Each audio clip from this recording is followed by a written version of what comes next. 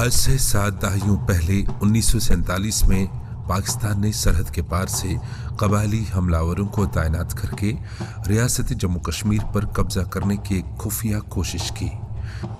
ظاہر سی بات ہے کہ پاکستان کو کسی بھی حالت میں کشمیر چاہیے، لیکن آپ سب قبیلوں کے بغیر یہ منصوبہ ناممکن ہے۔ اگر کشمیر آپ کا ہو جائے گا تو ہمیں کیا فائدہ ہوگا؟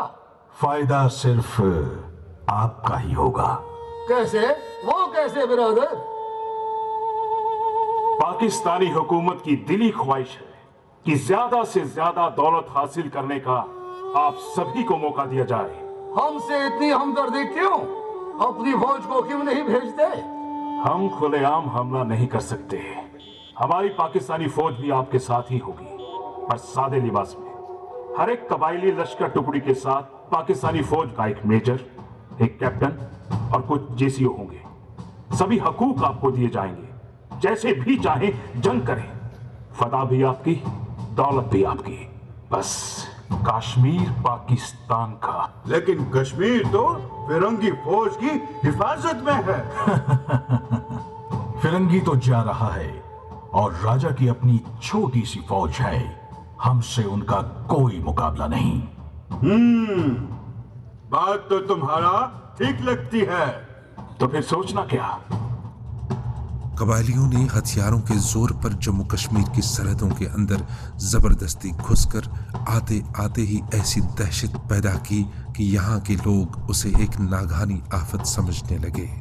ہر طرف ہاہاکار، گولیوں کی گن گرج، لوٹ مار، جبر زیادتی، چوری، ڈکیٹی اور ظلم و تشدد۔ یہ ایسا خطرناک ماحول تھا کہ سرحدی علاقوں میں رہنے والی آبادی بڑی لاچار اور بے بس ہو گئی تھی اور وہ چاہ کر بھی ان درندوں کا مقابلہ نہیں کر پا رہے تھے۔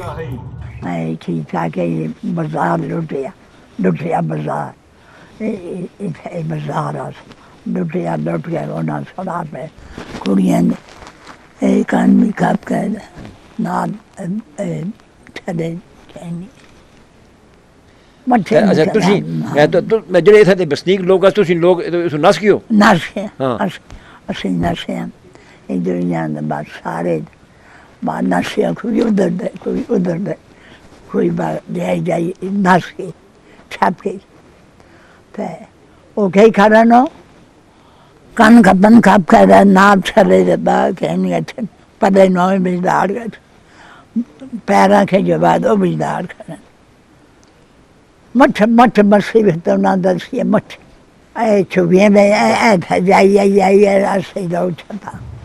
شمالی کشمیر کے سرحدی گاؤں ٹیٹوال اور ٹنگنار پر قبائلیوں نے اپنے قدم جمائے تھے۔ پاکستانی حملہ نے آدھا کشمیر تو پہلے ہی ہتھیا لیا۔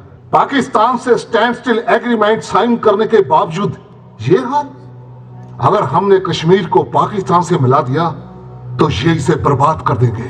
کشمیر ریاست کا ہندوستان میں شامل ہونا ہی اچت ہے۔ الحاق کے معاہدے پر دستخط ہونے کے بعد ہی ہندوستانی حکومت نے مینن کو جموں کشمیر کے لیے فوجی مدد کا وعدہ کیا۔ مینن اس کے بعد 26 اکتوبر کو قانونی دستاویزات کے ساتھ دہلی واپس روانہ ہوئے۔ قبائلی نے پٹھانا سے پہلے آئے پٹھان، پھر آئے قبائلی، پھر انہوں نے سنا سے انہوں کچھ لوگ نہیں تھا۔ پہلے آئے کابل کا مال ہے بکریاں کھا گئے، پچھلے آئے ککڑ کھا گئے، پچھلے پٹھان آئے ڈنگر کھا گئے۔ اچھا پچھلے آئے نارا ہے دیو چاہی وہ پتے داڑ کے جل گئے۔ اچھا پھر اسی نس پاس گئے ذرا ڈھائی دا گیا تو پھر آئے سکھ فوج آئی ہندوستانی۔ کچھ مقامی باشندوں کی مدد سے اور بھارتی فوج کی مستعدی اور حوصلے نے پاکستانی قبائلیوں کے ارادے خاک میں ملا دیے۔ حالانکہ اس اچانک حملے کو روکنے کے لیے فوج کو کئی مشکلوں کا سامنا کرنا پڑا، لیکن اپنے دیش پر قربان ہونے والے اور اس کی سرحدوں کی ہر حال میں حفاظت کرنے کے جذبے اور بہت ہی ہوشیاری اور قابلیت سے بھارتی فوج نے قبائلیوں کو ہر خطے سے کھدیڑ دیا۔ 1947 میں یہاں हमारा डिस्ट्रिक्ट उस वक़्त मुजफ्फराबाद था। उसमें सिख, खत्री और हिंदू मुसलमान ये तीनों कौमें रहती थी। तो उसके बाद जो LOC पर टीटवाल गांव है वहाँ सिर्फ 2 ही कौमें रहती थी, एक सुनहरे सिख और ये खत्री लोग, तो कुछ मुसलमान भी थे। तो जब कबायली हमला हुआ तो टीटवाल के कुछ मारे गए, कुछ इधर उधर चले गए, तो फिर आई हमारी गांव की वारी।